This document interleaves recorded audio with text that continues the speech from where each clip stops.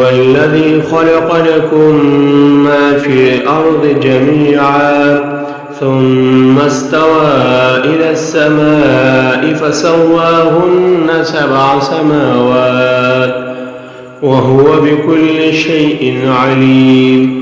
وإذ قال ربك للملائكة إني جاعل في الأرض خليفة قالوا أتجعل فيها من يفسد فيها ويسفك الدماء ونحن نسبح بحمدك ونقدس لك قال إني أعلم ما لا تعلمون. وعلم آدم الأسماء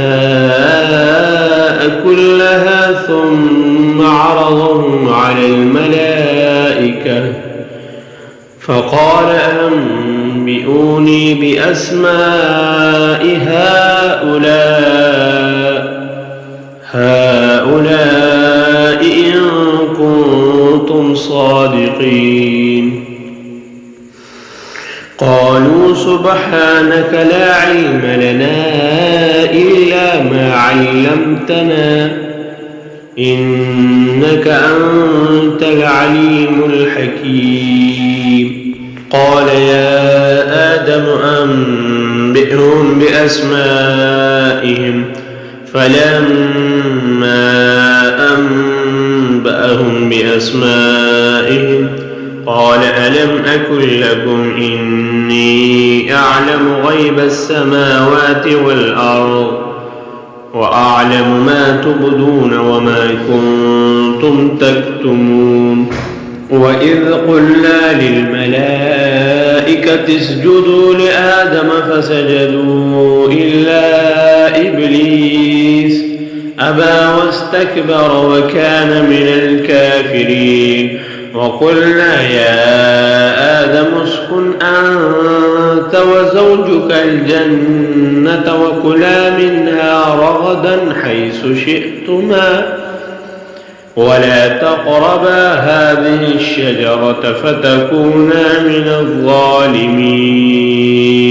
فأزلهما الشيطان عنها فأخرجهما مما كان فيه وقلنا اهبطوا بعضكم لبعض عدو ولكم في الأرض مستقر ومتاع إلى حين.